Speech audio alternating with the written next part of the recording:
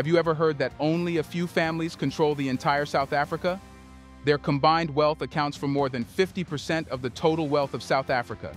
Because of this, they can make decisions about Africa's future, prioritizing their interests first. But who are these families? How did they achieve such wealth? Has the government aided them? Let's find out.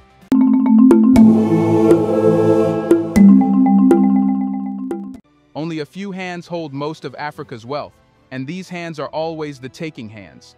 They take money from people with low incomes and struggling classes and build their wealth.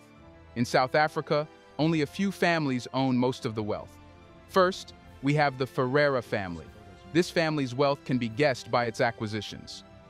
Garrett Thomas G.T. Ferreira leads the Ferreira family. He played a big role in creating First Rand, a huge financial company. They did this by merging other companies like RMB Holdings and RMI Holdings. G.T. Ferreira's smart decisions and leadership made First Rand a major player in South Africa's financial world. Not satisfied with banking, the Ferreiras invest in farming, real estate, and green energy. But they keep most of these investments secret. People guess they're big and strategic, but no one knows. Still, the Ferreiras' influence spreads across different parts of South Africa's economy. Apart from finance, the Ferreira family invests in many other things, such as farming, real estate, and green energy.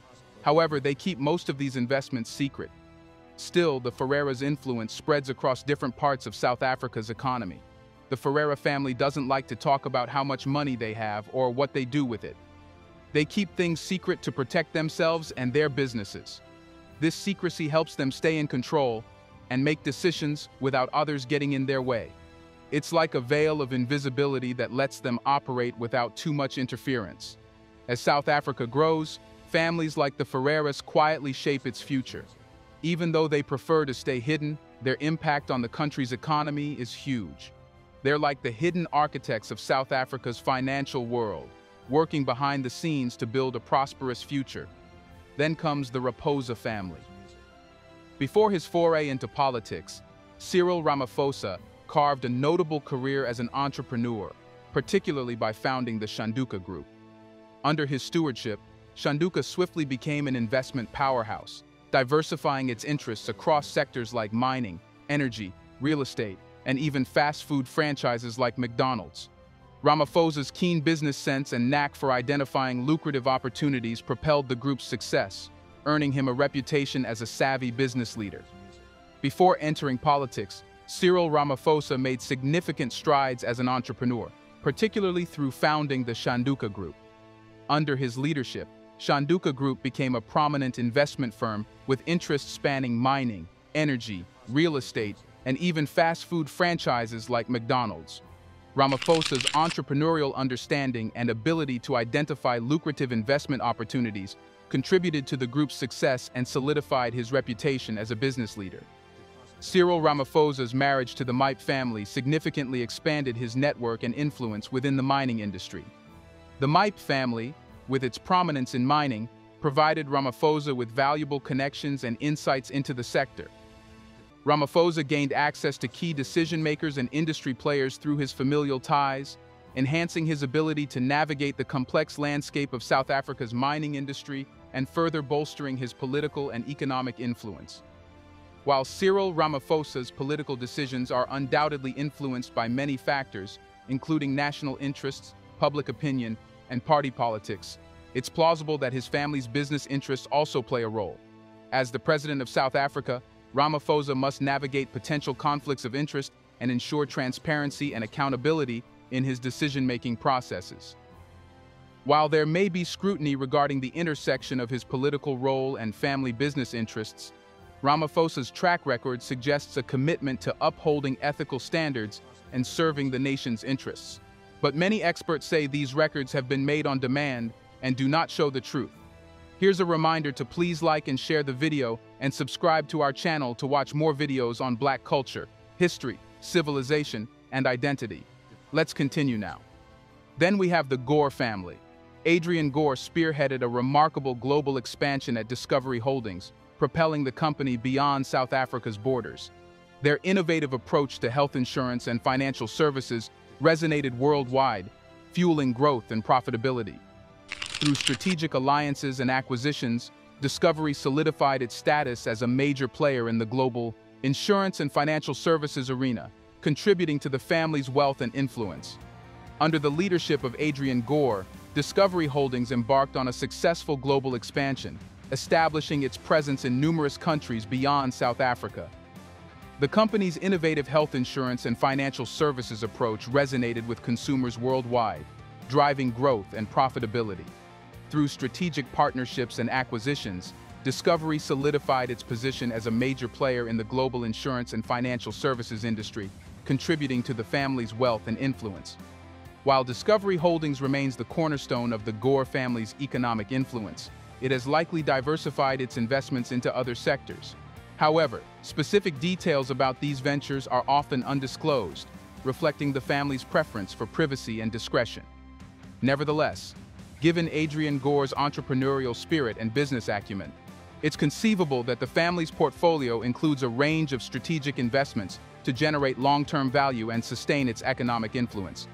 The Gore family's penchant for secrecy surrounding their investments may stem from a desire to protect proprietary business strategies, maintain a competitive edge, and shield their wealth from unnecessary scrutiny. Additionally, in the highly competitive and regulated industries in which they operate, confidentiality may be essential to safeguarding sensitive information and maintaining strategic advantage. While their privacy preference may limit public visibility into their business operations, it highlights their commitment to preserving their financial interests and autonomy. Then, on the list, we have the Ackerman family. Raymond Ackerman, the visionary leader of the Ackerman family, left an indelible mark on South Africa's retail landscape through his pioneering concepts and strategic ventures. Raymond Ackerman's innovative concepts, such as introducing no-name brands and in-store banking, revolutionized the retail industry in South Africa. By offering affordable options and convenient banking services within stores, Ackerman transformed the shopping experience for consumers and set a new standard for retail practices in the country. Besides Pick and Pay, the Ackerman family's influence extends to other ventures and investments.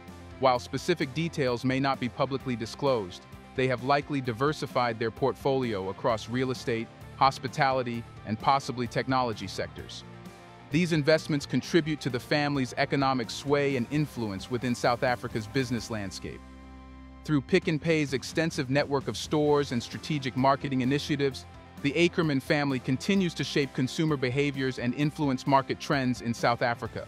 By offering a wide range of products at competitive prices and adapting to changing consumer preferences, they maintain a strong foothold in the retail sector and play a significant role in driving consumer spending patterns. Then comes the Saltzman family. The Saltzman family's impact on South Africa extends beyond business, encompassing significant contributions to healthcare accessibility and philanthropic actions. The Saltzman family's founding of Dischem Pharmacies has significantly contributed to healthcare accessibility in South Africa. By providing a wide range of affordable pharmaceutical products and healthcare services, Dischem has become a trusted name in the industry, improving access to essential healthcare resources for millions of South Africans. In addition to their business enterprises, the Saltzman family is known for its philanthropic efforts, including establishing the D-Jam Foundation. Through initiatives such as community food gardens and educational programs, they address critical social issues and contribute to the welfare of underserved communities, enhancing their public image and expanding their influence beyond business. While specific details about the Saltzman family's wealth and assets may not be publicly disclosed, their prudent management of Dischem and other investments likely contributes to their economic influence. By focusing on sustainable growth and strategic expansion, they ensure the long-term viability of their business interests and maintain their position as key players in South Africa's retail and healthcare sectors. Despite their positive contributions, these families face challenges and criticism, particularly regarding wealth accumulation and potential monopolistic practices. So, what is the impact of only a few families acquiring all the wealth? If only a few families acquire all the wealth in Africa, it typically signifies a significant concentration of economic power and resources within a small segment of society. This concentration of wealth can have several implications. Most people may struggle to meet basic needs, while a few enjoy immense wealth and privilege. This can lead to widening income inequality, where income and wealth distribution disparities become more pronounced, exacerbating social tensions and divisions. When wealth is concentrated in the hands of a few families, it can limit economic mobility for others. Opportunities for entrepreneurship, upward social mobility, and access to resources may be restricted, perpetuating a cycle of poverty for marginalized communities. Wealthy families with significant economic resources often wield considerable influence and power in political, social, and economic spheres. They may be able to shape government policies, control key industries, and influence decision-making processes, potentially leading to a lack of accountability and transparency in governance. Concentrated wealth can influence how resources are allocated and distributed within a society. It may lead to the prioritization of interests and agendas that benefit the wealthy elite, potentially neglecting the needs and concerns of the broader population. High levels of wealth inequality can erode social cohesion and trust within society. It may breed resentment and distrust among different socioeconomic groups, undermining social solidarity and cohesion, essential for a stable and thriving society. The concentration of wealth in a few African families can have far-reaching implications for economic development, social stability, and political governance. But how did only a few families acquire all the wealth? Did they do anything evil to earn all this wealth? Exploitation is a major evil act committed by most rich families. Some businesses pay their workers insufficient wages to meet their basic needs, perpetuating cycles of poverty and economic vulnerability. Workers are subjected to unsafe working conditions, lack of proper health and safety measures, long hours, and limited access to benefits such as healthcare or paid leave. In some industries or regions, children may be forced to work in hazardous conditions, or individuals may be coerced into working through threats, deception, or debt bondage. Industries such as mining, manufacturing, and energy production may release pollutants into the air, water, and soil, harming human health and ecosystems. Another problematic thing done by these rich families is seen in the environment. Activities like logging or agriculture may contribute to deforestation, leading to habitat destruction, biodiversity loss, and disruption of ecosystem services. Then we have the depletion of natural resources. Unsustainable extraction of resources, such as water, minerals, or fossil fuels, leads to resource depletion and long-term environmental damage. Corruption and bribery are also very common. Wealthy individuals or families may offer bribes or kickbacks to public officials or business partners to secure favorable contracts, permits, or regulatory approvals. Funds earmarked for public projects or corporate investments may be embezzled or misappropriated for personal gain, depriving communities or shareholders of essential resources. Wealthy individuals use their economic power to influence government policies, regulations, or enforcement actions in ways that benefit their interests at the expense of public welfare or the rule of law. They also do monopoly or market manipulation. Some businesses seek to establish monopolies or dominant market positions through tactics such as predatory pricing, exclusive contracts, or acquisitions of competitors, stifling competition and limiting consumer choice. Wealthy individuals or families manipulate the market through insider trading, price fixing, or spreading false information to artificially inflate or deflate prices, leading to market distortions and unfair advantages. Businesses also engage in anti-competitive practices such as collusion, bid rigging, or restricting access to essential resources or technologies, costing smaller competitors and hindering innovation and market entry. But is the African system responsible for this?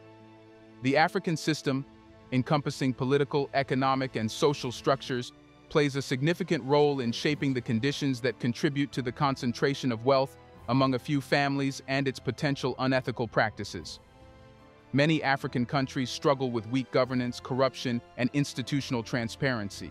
This creates an environment where wealthy individuals and families can exploit loopholes in regulations, engage in corrupt practices, and manipulate the system for their benefit without facing consequences. Corruption facilitates the concentration of wealth and enables unethical behavior such as bribery, embezzlement, and regulatory capture. Inadequate enforcement of laws and regulations, and a lack of accountability for wrongdoing, allow wealthy individuals and families to act with impunity. when unethical practices have no repercussions, such as labor exploitation or environmental degradation. The incentive to prioritize profit over ethical conduct is reinforced. The African system often perpetuates inequalities in access to opportunities, resources, and social services. Structural barriers such as limited access to quality education, healthcare, and financial services disproportionately affect marginalized communities, hindering their ability to compete on an equal footing in the economy. This unequal playing field enables wealthy families to maintain their economic dominance and perpetuates cycles of poverty and exclusion. The African continent is rich in natural resources, but unfair trade agreements, environmental degradation, and human rights abuses have often characterized their exploitation. Wealthy individuals and families with connections to mining, oil extraction, and agribusiness industries may exploit lax regulations and weak enforcement mechanisms to extract resources at the expense of local communities and the environment. Many African countries face challenges related to institutional weaknesses, including inadequate regulatory frameworks, limited capacity for enforcement, and insufficient checks and balances on power. These weaknesses create opportunities for wealthy families to exert undue influence over government policies, regulatory decisions, and public resources, further consolidating their economic power and impeding efforts to promote accountability and transparency. But how can this economic disparity end? Providing equitable access to quality education from early childhood through higher education is crucial for breaking the cycle of poverty and promoting economic mobility. Investments in education, including vocational training and skill development programs, can empower individuals from marginalized communities to access better job opportunities and contribute to economic growth. Governments should implement policies that promote inclusive economic growth, such as progressive taxation, minimum wage laws, and social safety nets. These measures can help redistribute wealth and reduce income inequality by ensuring that wealthier individuals and corporations pay their fair share and that vulnerable populations can access essential services and support. SMEs are significant job creation and economic development drivers, particularly in emerging economies. Governments can support SMEs through access to finance, technical assistance, and infrastructure development, enabling them to thrive and contribute to local economies. Promoting entrepreneurship among marginalized groups can also create wealth and economic empowerment opportunities. Improving infrastructure, such as roads, electricity, water supply, and telecommunications in rural and underserved areas can unlock economic potential, attract investment, and reduce disparities between urban and rural areas. Rural development programs focusing on agriculture, agribusiness, and value chain development can also generate employment and income opportunities for rural populations. Strengthening social protection programs, such as cash transfers, food assistance, and healthcare coverage, can provide a safety net for vulnerable populations and mitigate the impacts of economic shocks and poverty. Targeted interventions aimed at reducing gender disparities and supporting marginalized groups, including women, youth, and persons with disabilities, are particularly important for promoting inclusive growth.